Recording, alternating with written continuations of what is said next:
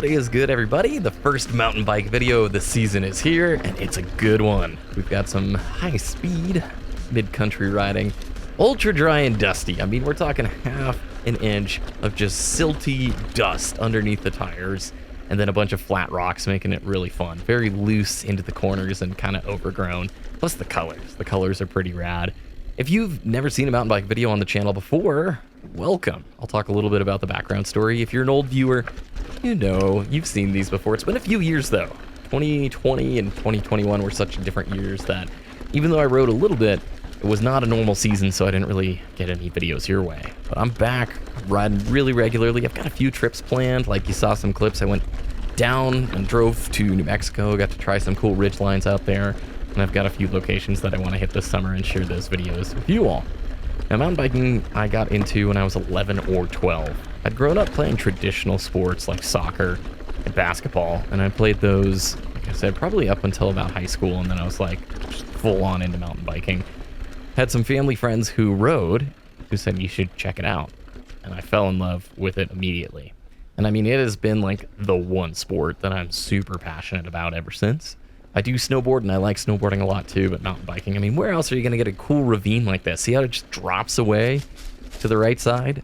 I know the GoPro can make it look maybe a little steeper than it is, but it's like, it's pretty big. And you can get back into the backcountry, hang out in nature, and plus rip down hills and have a cool physical outlet that makes you feel better. So ever since, I've been just like way into mountain biking. And I think you're going to hear me whistle in a second here. And I wanted to mention, ever since COVID, there's been a lot more people out on the trails. Like, a lot more people out riding, which is cool, for sure. But you also need to be more aware. There we go. When you're out riding on a trail that's maybe multi-directional. So sometimes mountain bike trails or even just hiking trails have a direction to them, and other times they don't. That means people can go whatever direction they want to on it. So on something like this, if you're super pinning it, you come around the corner and somebody's coming up the hill, you don't want to collide with them. You want to always be going a speed. Like a little DH track back here. I think I'm talking. Oh, I know. There's a really cool section coming up. Oh, yeah.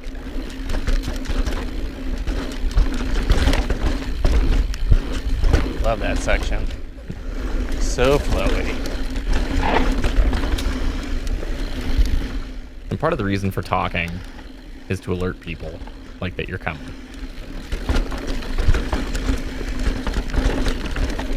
Wow, that's so fun.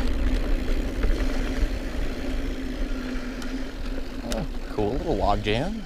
Yeah, so you can hear I'm like trying to make sure that I'm talking on some of these blinder corners, on these blind corners that are happening. One of my solutions has been to just like go slower. Honestly, don't go race pace out on these public trails, because if you collide with somebody, nobody's having a good day. That could get the trail, like, I guess it depends on the trail system, but you could just don't want to hit people. Don't ever do that. Be in control, you know?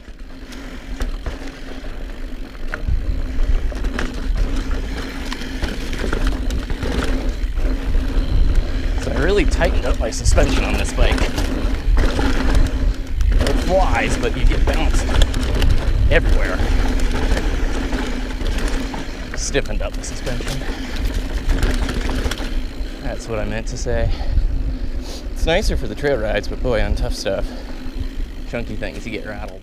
The other little solution that I found, and I think in California they use these a lot mountain biking, you can get a little bell that hooks onto either your seat or your handlebar, and you can turn the bell on and off, and the bell dings based around bounces. And so when I descend, not when I'm doing GoPro stuff like this, but I turn the bell on and you hear like ding, ding, ding. Suicide rock corner. Ding, ding, ding, ding. I have no idea what I'm saying right now. Oh, I'm talking about there's a really big rock, a big blind rock that was around one of these corners. For those curious, I'm riding a 2018 Specialized Stumpjumper. It's a 2.9er. It's got 150 mil of travel up front and 140 mil in the rear. I have loved this bike. I've been riding it a lot. Like 2018 and 19, it got serious miles on it. Got to do the whole enchilada down in Utah, the end of the 2019 season. Love this bike. It's been a ton of fun. It's definitely seeing a lot of wear and tear. It's making a bunch of noise these days. Probably needs some new frame bearings. I'm trying hard to learn like mountain bike maintenance myself because everything's so expensive. right? I know a handful of mountain bike maintenance things, but like really trying to learn more and more because every penny sort of counts now that groceries feel like they're twice or triple the price. I'm sure many of you are feeling the pressure too, so hang tough and stay strong. I'll also leave down in the description below all the links to my gimbal setup. This is one of my favorite things that has happened with like mountain bike YouTube or mountain bike videography. There are these cool little camera stabilization systems that can mount on your chest called a gimbal. GoPro has one. I use the Evo SS, and I don't know if they still make it because this setup now is like 7 years old, 6 or 7 years old. And I think maybe I'm overselling the length, but super cool. It's got some motors and a gyro, and it holds a little old GoPro Hero 4. Believe it or not, this is a GoPro 4. I think they're on like GoPro 10 now. Mounted to the chest, and a cool little like windsock over the mic, and I think it gives pretty good results. I know the newer GoPros really give a lot more detail, and maybe someday I'll save up and try and buy one, but like we said, the grocery prices, eh? And speaking of which, the GoPro effect, like just ripping through this part of the woods here, it is so chunky. There's so many rocks that you're threading the needle with that just don't show up, especially once it's gone through like the YouTube algorithm and the compression. So if you ever see something on YouTube, like a mountain biker that looks gnarly, in real life, it's even nastier. It's crazy, crazy. Sorry, that was a big hiccup right there.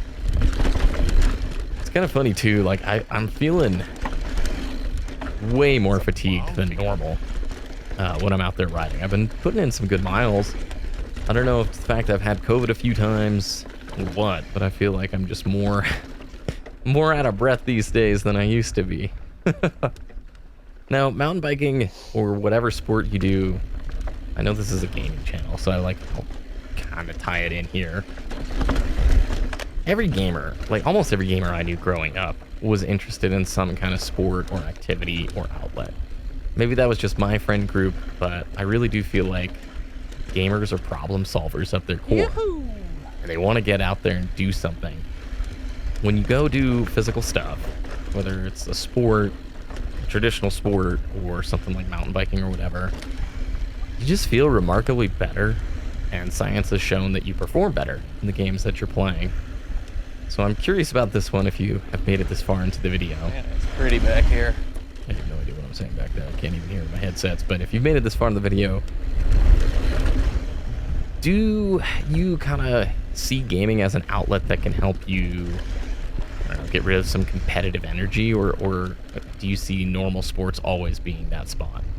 Because for me, while gaming, if you're doing like a competitive tough game, while it's fun, I feel like it's not the same outlet. Sometimes it creates more like frustration or pent up like anger or whatever, that whenever I go do a sport or an activity, it just comes out right away.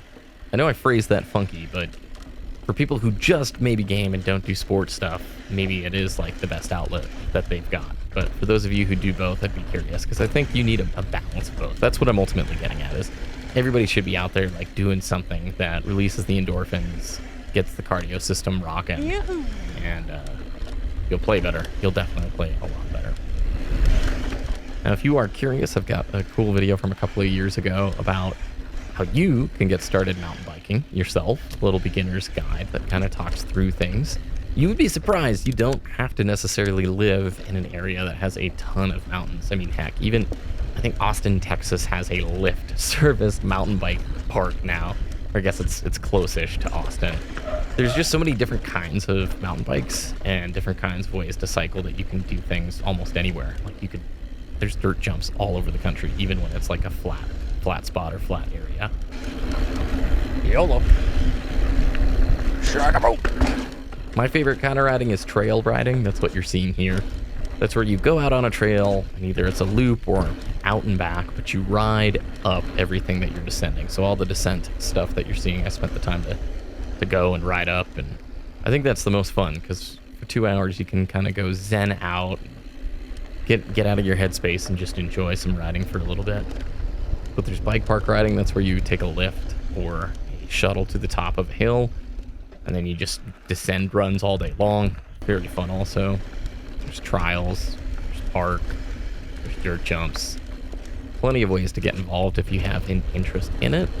Plus what's cool too is just call your local bike shop and see if they've got any rentals available. You can give it a shot there without having to spend a bunch. One of my biggest complaints, like mountain bikes are silly expensive. You can get motorcycles for the price of mountain bikes. And especially these days, it's kind of nutty. If you look at some blinged out Santa Cruzes or Yetis, I mean, they're like $10,000 and $11,000 mountain bikes. And it's like, are you serious? That's nuts, man.